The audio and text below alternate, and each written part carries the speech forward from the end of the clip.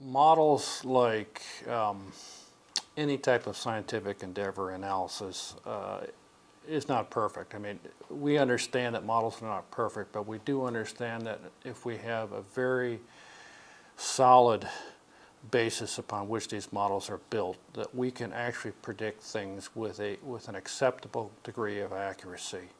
Models, in a general sense, are used to try to simulate conditions, processes that exist in nature that would be too difficult or costly to directly measure, at least on a continuing basis.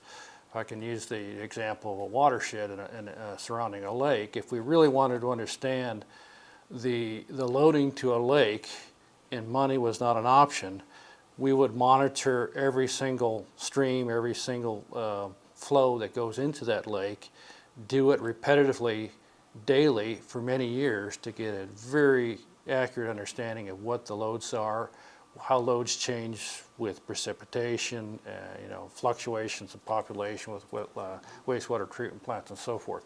But that is prohibitively expensive. So what we try to do is understand the relationships between certain activities, where they exist on a landscape, what type of soils in the area underlying different land cover types.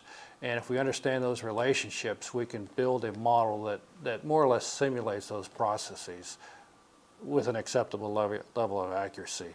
Now, models, like many tools, exist in a variety of colors. So there are some models that are very, very good, but generally very, very good models are very costly as well. You have to collect a lot of data to feed those models. And so what we end up doing is try to strike a balance between cost and accuracy. And I would say that the models that most people use now are fairly accurate, particularly if you give it good data. Unfortunately, we're in a period of time where we have much better data now than we had even 10 years ago. And the data collection process is improving daily.